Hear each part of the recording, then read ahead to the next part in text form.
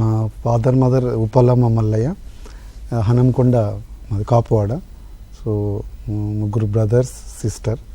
So ఇప్పుడు నా family వచ్చేసి వైఫ్ విద్యుల్లత, ఇద్దరు డాటర్స్ అనిషా, భవిష్య. సో 15 years నేను ఆల్మోస్ట్ నేషనల్ క్యాంప్స్లో ఉన్నాను, మొత్తం పటియాలాలోనే. అప్పుడు ఫ్యామిలీ అంతా సపోర్ట్ ఉంటుంది కాబట్టి మనం చేయగలిగాము. సో నా చదువు అంతా అక్కడే మచిలీ బజార్ స్కూల్ కాపువాడలో అయింది. దాని తర్వాత డిగ్రీ వచ్చేసి ఆర్ట్స్ అండ్ సైన్స్ కాలేజ్. దాని తర్వాత నేను మాస్టర్ ఆఫ్ ఫిజికల్ ఎడ్యుకేషన్ వచ్చేసి కారైకుడి చేశాను, తమిళనాడు.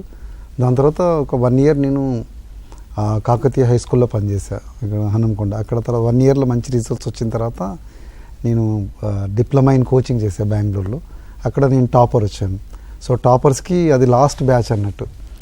టాపర్స్కి డైరెక్ట్ అప్లై లేకుండా, ఇంటర్వ్యూ లేకుండా జాబ్. సో ఫస్ట్ జాబ్ నేను చిక్మగళూరులో చేశాను, కర్ణాటక.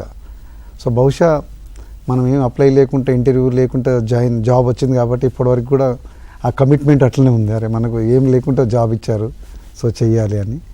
సో దాని తర్వాత ఇక్కడ మన హైదరాబాద్లో ఇప్పుడు తెలంగాణ స్పోర్ట్స్ స్కూల్లో అక్కడ జాబ్ చేశాను. ఇప్పుడు ప్రస్తుతం గచ్చిబౌలిలో sports authority of India. So ఇది మన ప్రస్తావం.